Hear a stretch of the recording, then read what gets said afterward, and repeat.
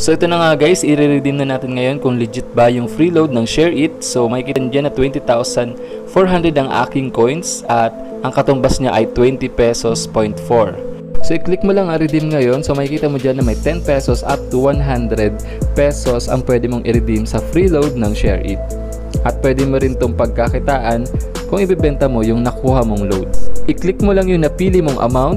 And then dito ilalagay mo ang iyong mobile number. Huwag mo din kakalimutan maglagay ng referral code para makatanggap ka kagad ng 500 bonus coins dito sa ShareIt. Okay. Umpisa na natin yan para sa samot-saring tutorial. This is Uptalk PH. Congratulations! Hi guys, this is Uptalk PH. Nagsishare ako ng mga iba't ibang mobile apps and smartphone related tutorial na makakatulong sa iyo tulad ng mga ganito. Kung gusto mo ng ganitong content, feel free to visit my YouTube channel and every topic of my video has a playlist, link in the description.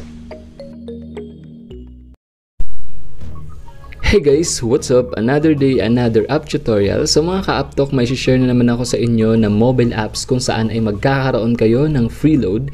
Ito nga ang ShareIt na alam naman natin ay isang online and offline file sharing app. So karamihan sa atin ay mayroon na nitong app na ito. So paano ba kayo magkakaroon dito ng load? Sa kanilang bagong update ngayon ay magkakaroon ka ng free load sa pagla-login lang or pag-check-in lang everyday.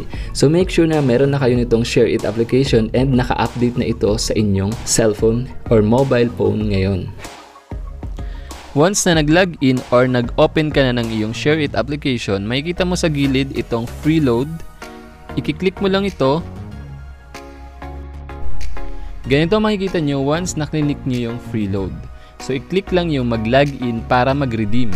So i-click na nga natin yung mag-login para mag-redeem. So meron kang dalawang choices dito para i-claim ang up to 30,000 coins. So meron ditong Facebook at yung Google. So ililink mo na nga siya or pipiliin mo yung Google or Facebook para i-link doon sa ShareIt application.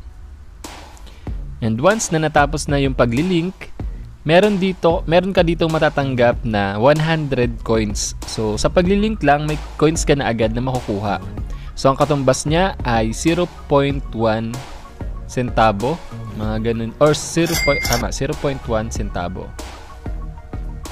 or 0.1 PHP or pesos. So ito guys yung 100 coins. So makikita nyo naman dyan yung katumbas niya na 0.1 PHP. And para tumaas or mas malaki ang makuha nyong coins, ilagay nyo lang yung referral code ko dito sa punan ang referral code. Ngayon naman i-click nyo yan. So, ayan guys, no? So, punan ang referral code.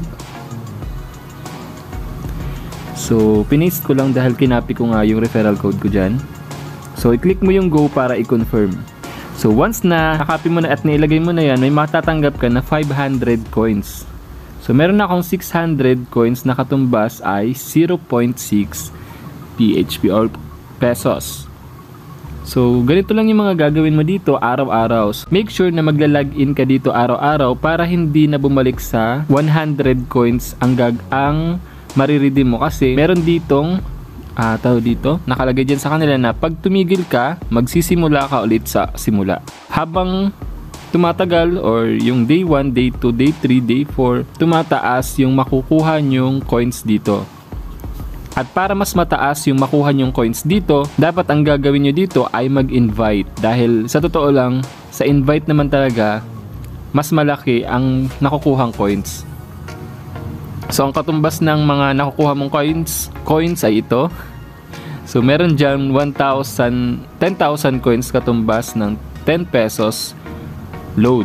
So meron 15,000 coins, 25,000 coins at 30,000 coins. Up to 100,000 coins na katumbas naman niya ay 100 pesos load. Ito lang yung mga gagawin mo dito sa ShareIt. Mag-login ka lang everyday at mag-invite para makatanggap ka ng mga coins na pwede mong i-convert sa load.